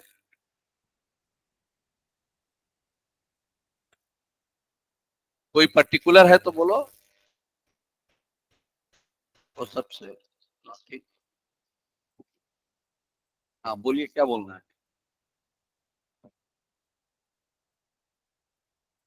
और तो लग सुन ही लिया, तो मैं तुमसे जो बोल रहा हूँ वो भी सुन रहा है। वो एग्जैगरेट करके बोलना है। हाँ, अच्छा। Equation of a particle executing simple harmonic motion is given by x is equal to इतना and t is equal to इतना. The speed of particle will be।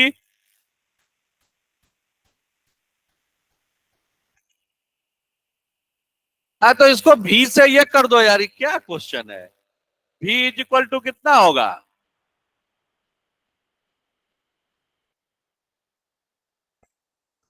हाँ, तो क्या हुआ?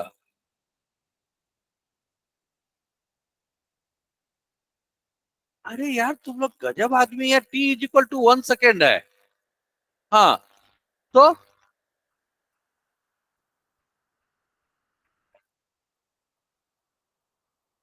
अरे यार, v is equal to how much?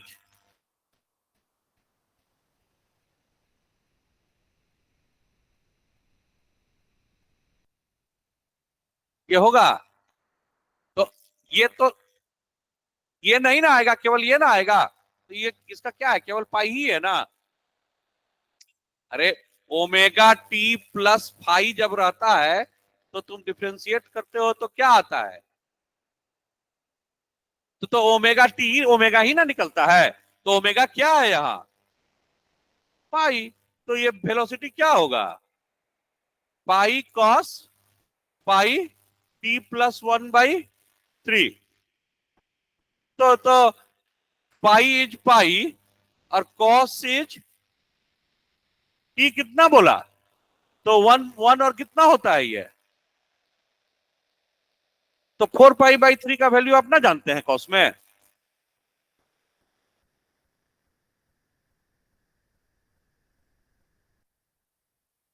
Cos 240 का value ना जानते हैं? 180 प्लस 60। -5। तो आप लोग कहाँ अटके हुए थे भाई? पाई दिया है, तो कितना हुआ? -3.14/2। तो फिर गजब हाल है। कहाँ अटक गए थे? क्या सोच के अटक गए थे? हाँ, तो कॉस 4 पाई/3 आपको नहीं मालूम है कितना होता है? हाँ, बताना पड़ता है।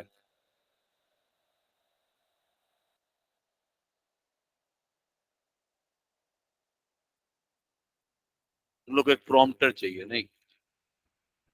स्टेज में एक्टिंग कर रहे हो, पीछे में जब नाटक होता है ना, पर्दा के पीछे में हर एक एक्टर का एक एक तो प्रॉम्प्टर होता है।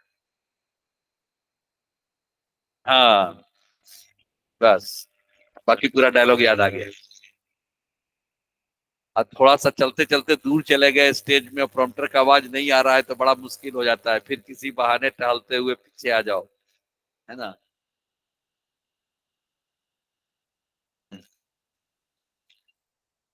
नहीं, पहले हम लोग के जमाने में तो ये सब माइक्रोफोन और ईयरफोन ना हुआ करता था ना, कि कान में ब्लूटूथ लगा लिए और सब डायलॉग सुन रहे हैं और पीछे से बोल रहा है, वो तो ना होता था। तो हम लोग के पर्दे के पीछे रहता था, समझे ना। तो जितना एक्टर है उतना ही पीछे में प्रॉम्प्टर है, खासकर जो लोग का बहुत ज्यादा डायलॉग है, जिसका 2-3 डायलॉग है उसको तो कोई दिक्कत नहीं। हाँ, a pendulum is suspended by a string of length 250 centimeter. The mass of bob of the pendulum is 200 gram. The bob is pulled aside until the string is at 60° with vertical, as shown in the figure. After releasing the bob, the maximum velocity attained by the bob will be.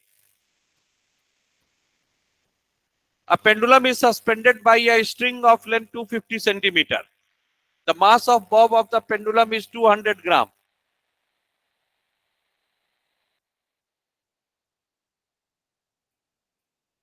The bob is pulled aside until the string is 60° with the vertical as shown in the figure. After releasing the bob, the maximum velocity attained by the bob will be. अरे यार, इसको काहे के लिए इससे बनाना है, उसको आप ऐसे भी बना दो।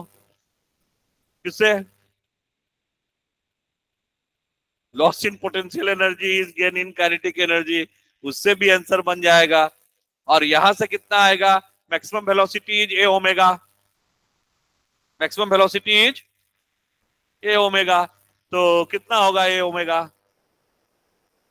T is equal to 2 pi root under L by G. तो omega is equal to 2 pi root under G by L. तो रूट अंडर ये है 10 और एल कितना है? 250 सेंटीमीटर, यानी 0.25। हाँ, तो ये कितना हो गया?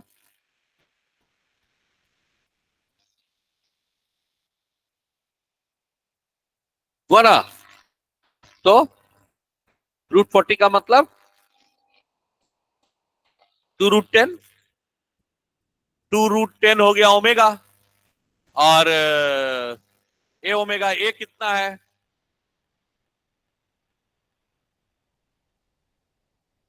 एम्पलीट्यूड कितना है?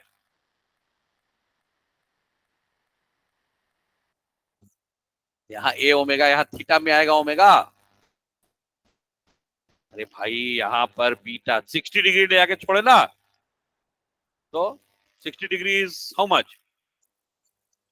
अरे रेडियन में कितना?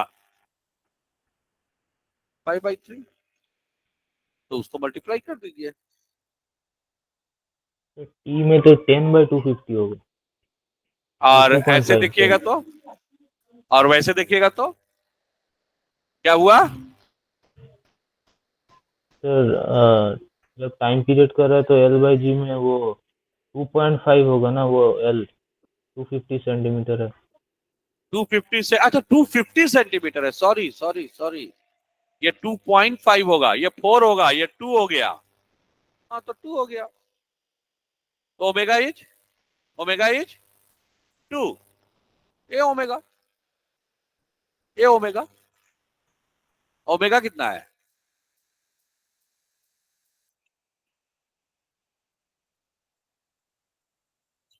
ओमेगा 2। और ये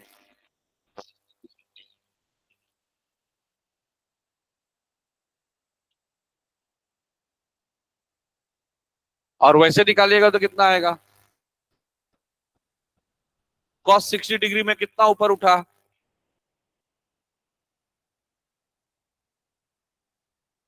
ए ओमेगा में तुमको बेसिकली इसको तुमको ये ए लेना पड़ेगा जब तुम ए ओमेगा ले रहे हो अल्फा के हिसाब से।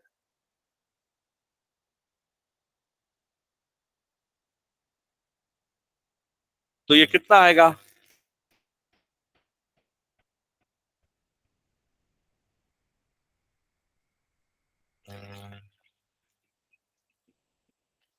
Maximum velocity attend by the ball, otherwise कितना होगा? सर ये 1.25 होगा ना। एल 1 माइनस cos 60°, तो ये हाफ होता है, L/2। तो m g L/2 is equal to 1/2 mv²। M cut गया, हाफ हाफ कट गया, तो भी कितना आया?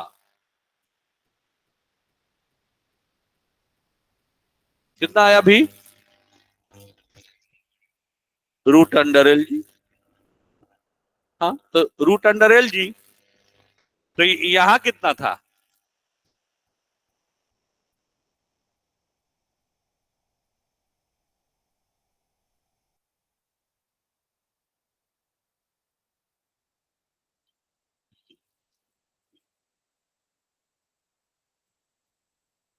अच्छा यदि मैं ए ओमेगा करता तो कितना आता? हाँ 5 आ रहा है आंसर।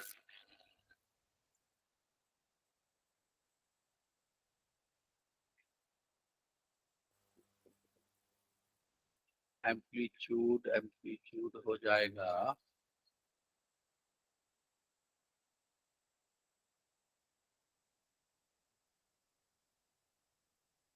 ए ओमेगा 2.5।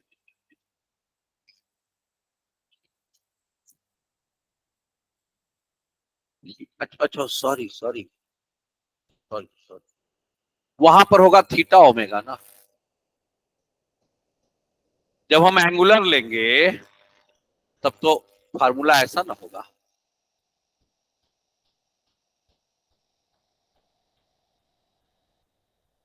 ऐसा ना होगा। Alpha is 60 degree, alpha is 60 degree.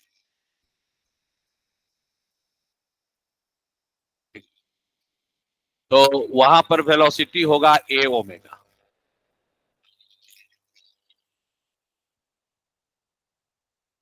Are r omega.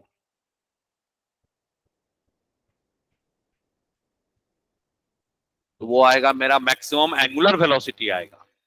Angular velocity से हमको वेलोसिटी पूछा है, उससे लेंथ मल्टीप्लाई करना पड़ेगा। तो ठीक ही तो है 2.5 इंटू ओमेगा, तो एंगुलर वेलोसिटी है। आपसे पूछा क्या है? वेलोसिटी। तो आर ओमेगा करना पड़ेगा ना। तो 2.5 इंटू 2 ठीक ही तो लाए 5। हम लोग तो डायरेक्ट ओमेगा निकाल लिए ना। तो वेलोसिटी होगा आर ओमेगा। तो लेंथ कितना है? 2.5। 2.5 इंटू 2। तो या तो आप वैसे निकालिए चाहे ऐसे निकालिए, बात एक ही है।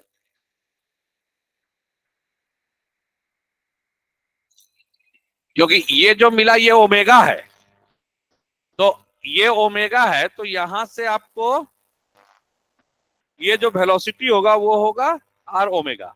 तो आर है 2.5 एंड ओमेगा है 2, तो 5 आ गया। तो उससे भी 5 आएगा, इससे भी 5 आएगा। ठीक है, चलिए बाय। ठीक है बाय। सर, एक साल बाद मिलते हैं।